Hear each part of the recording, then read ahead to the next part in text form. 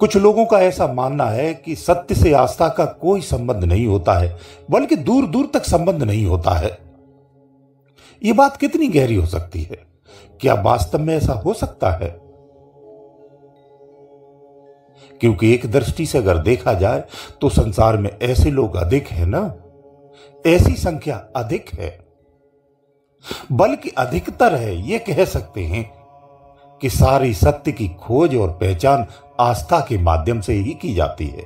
जब सत्य का शब्द का प्रयोग कहीं किया जाता है तो आस्था साथ में जुड़ी होती है, आस्था का भी नाम लिया जाता है। जो आस्था के नाम से संसार में उपदेश दिए जाते हैं, इनकी सच्चाई कितनी गहरी है। देखो, ऐसा है, ये आस्था, ये परंपरा, ये भावनाएं, ये विश्वास, ये विचार और ये कल्पनाएं, ये सब आपकी आंतरिक विषय हैं। ये सब सत्य हो सकते हैं, या यूं कहूं सत्य हैं, परंतु वास्तविक सत्य नहीं है, उसके आसपास भी नहीं है। बल्कि सत्य बात यह है कि उससे कोई भी ऐसा गहरा संबंध भी नहीं है। अगर कोई संबंध है तो वो हमारे द्वारा बनाए हुए हैं। हमने संबंध जोड़ा है और उस संबंध से जोड़ करके ही उस सत्य को पाने का प्रयास किया है। क्योंकि हमें कहीं ना कहीं शिक्षा ऐसी ही प्राप्त हुई है, जिसमें कल्पनाएं और भावनाएं अंत में स्वतः से उत्पन्न होती और अपने आप इससे जुड़ जाती हैं। किनसे? परंपराओं से, संस्कृतियों से, जो संस्कारों के रूप में हमें सिखाया जाता है। उन संस्कारों में हमें वो चीज नहीं सिखाई है जो सत्य की ऐसी डोर होती जिसे पकड़ने से कभी भी असत्य के भ्रम में हम नहीं फंसते ही या उसकी दुनिया में नहीं उलझते हैं। हमें ऐसी वो चीज नहीं दिखाई गई है संस्कारों के रूप में कि इस संसार को या अपने हम जीवन को जीते हुए बुराइयों से बच सकें। अगर बुराइयों से बचने के लिए सिखाया भी गया है तो मिथ्या परंपराओं को हमें थोपा गया है, उसमें भी असत्य ही सिखाया गया है, जिसकी कोई बुनियाद नहीं है, जो एक काल्पनिक है। जिस धर्म, अर्थ और काम, मोक्ष की बात कही जाती है कि जीवन इन्हीं चार पहियों पर चलता है, इसके बगैर जीवन कल्याण ही नहीं है और जीवन भी नहीं जी सकते हैं। ये मुख्य चार अंग कहे गए हैं। तो कभी आपने सोचा है, गहराई से सोचा, कभी मनन किया है कि जो सत्य को पा लेता है वो फिर इसका विरोधी हो जाता है? इसे मिथ्या क्यों कहता है? सत्य विरोधी हो जाता है, खंडन करता है। जब तक वो सत्य को नहीं पाता है तब तक वो इन्हीं चार स्तंभों से खुद को इस तरह से बांधता है कि इसका खंडन भी नहीं करता है, बल्कि किसी खंडन करने वाले को विरोधी हो जाता है, उस पर हमलावर हो जाता है। इसकी रक्षा के लिए अपनी जान देने को तैयार रहता है। लेकिन एक ज्ञानी इसका खंडन कर देता है, जो सत्य को पा लेता है। तो ये गहन विषय है, ये आपको अपने विवेक से खुद में ही समझना चाहिए।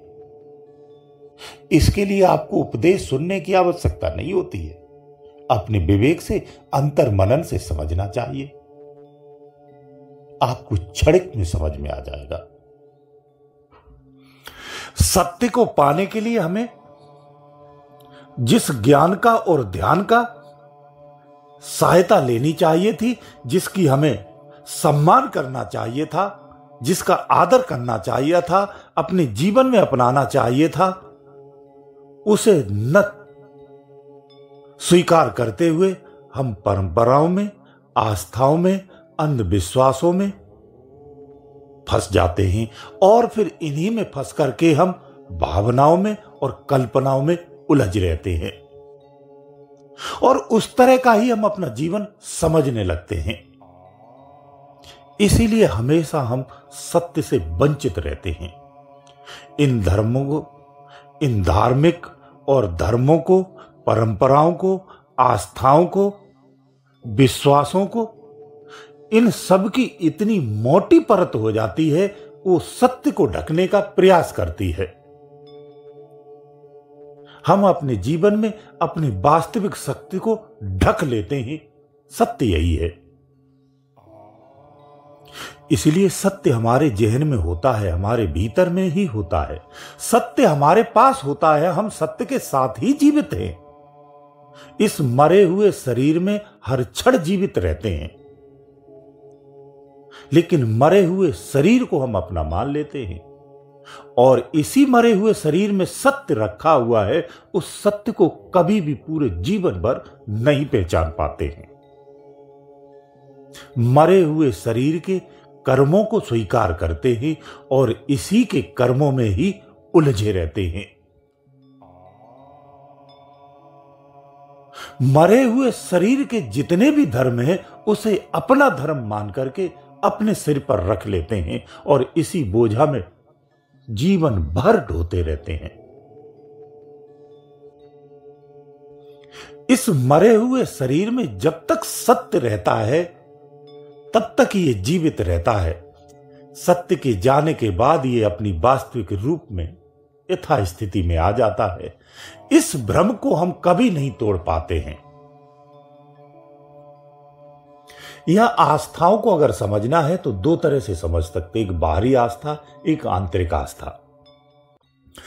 अगर आस्था हमारी स्वार्थपूर्ण है तो वो कल्पनाओं से, विचारों से और भावनाओं से, आस्थाओं से और अंधविश्वासों से भरी हुई होगी और बल्कि इनको और जन्म देगी, इनमें और वृद्धि करेगी। अगर आस्था हमारी निस्वार्थ है तो समस्त प्रकार की कल्पनाओं को, भावनाओं को, परंपराओं को, आस्थाओं को, अंधविश्वासों को नष्ट कर देगी, सब कुछ नष्ट कर देगी।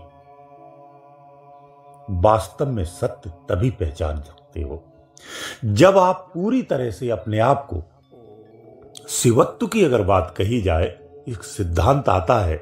शिवत्व का जो सिद्धांत क्या है? शिवत्व का सिद्धांत यह है कि जब आप अपने को पूरी तरह से नाश कर दो, नष्ट कर दो, सब तरह से कुछ भी ना बचे, अंत में जो राख की तरह बचे वही शिव है, वही शिवत्व है। तो भावनाओं और कल्पनाओं को जो निस्वार्थ आस्था होती है, यह आस्था से तात्पर्य केवल आकर्षण से है। जो निस्वार्थ आस्था है तो फिर आपकी भावनाएं, कल्पनाएं, आस्थाएं, विश्वास, परंपराएं, संस्कृति, संस्कार, धर्म, अर्थ, काम, मोक्ष, ये सब छूट जाता है, सबका नाश हो जाता है। केवल रह जाता है तो सत्य रह जाता है, यथार्थ रह जाता है। अगर कुछ रह जाता है तो सिर्फ तुम रह जाते हो और कुछ नहीं बचता है। यही वास्तविक शिवत्व है, यही वास्तविक सत्य है, यही अंतिम परमात्मा है, यही वास्तविक तुम हो। जीवन की सच्चाई यही है। तो एक बात हमेशा याद रखो, जिस दिन से आप पैदा हुए और अब तक जो भी आपने सीखा है, सत्य छोड़ करके ही सब कुछ सीखा है। जब झूठ के साधनों से, झूठ की कल्पनाओं से, झूठ की आस्थाओं से, झूठे विश्वासों से, जो काल्पनिक है, वास्तविक नहीं है, लेकिन ये वास्तविक नहीं है, इनके माध्यमों से, इन साधनों को लेकर के जब हम सत्य को पहचानने का प्रयास करते हैं तो हम इन कल्पनाओं के आधार पर ही उस सत्य को जानने का प्रयास करते हैं। इसलिए सत्य सम्मुख होते हुए भी हम उसे कभी नहीं जान पाते, पहचान ही नहीं पाते हैं। जीवन में हर क्षण आपसे, हर चीज आपसे दूर होती है, पास होती है, आपसे बिछड़ती है, फिर मिलती है। यही जीवन का सिलसिला है, मिलता है, बिछड़ता है, मिलता है, बिछड़ता है। लेकिन एक चीज ऐसी है जो आपके पूरे जीवन में कभी नहीं बिछड़ती और ना ही कभी मिलती है, वो जस की तस रहती है। वो क्या है? वो ही तो सत्य है। सत्य ही एक ऐसा है, न तो कभी बिछड़ता है, न कभी मिलता है, न कहीं जाता है, न कहीं आता है, न उसका कभी रूप बदलता है। वो जैसा है वैसा ही रहता है और हम उसी में होते हैं, लेकिन उसमें होकर भी हम उससे अलग महसूस करते हैं। यही हमारी अज्ञानता है, यही हमारा भ्रम है और यही संसार ज्ञान है। तो संसार ज्ञान से हम इसके भ्रम को नहीं तोड़ सकते हैं, इसके रहस्य को हम नहीं जान सकते हैं। इसके लिए हमें ध्यान की और ज्ञान की डोर पकड़नी पड़ेगी। जब ध्यान और ज्ञान को हम पकड़ लेंगे, अपने जीवन में सम्मान देने लगेंगे, इसी को हम आत्मसम्मान कहते हैं। जब आप अपने आत्मसम्मान में आ जाएंगे और पूर्णतः आत्मसम्मान में समर्पित हो जाएंगे, तो सत्य को पहचान लेंगे। सत्य इसलिए सबसे आसान है।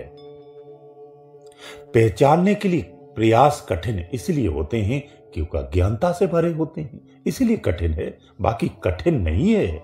सबसे आसान सत्य की पहचान करना होता है। क्यों कहावत कही जाती कि सत्य छुप सकता है पर मिट नहीं सकता है। सत्य बात यह है कि सत्य छुपता भी नहीं है। वो हमारे विवेक कार्य नहीं करता है तब तक वो छुपा है। जब हमारा विवेक जागृत होता है तो हम उसे पहचान लेते हैं। सत्य तो जस का तस है। ये तो हमारी बुद्धि का विषय है कि उसे पहचान रही या नहीं पहचान रही। हमारे विवेक का विषय है कि उसे पहचानती है या नहीं पहचानती है। सत्य न छुपता है न मिटता है, वो जैसा का तैसा ही है। ये हमारी मानसिक स्थिति के कारण ऐसा होता है।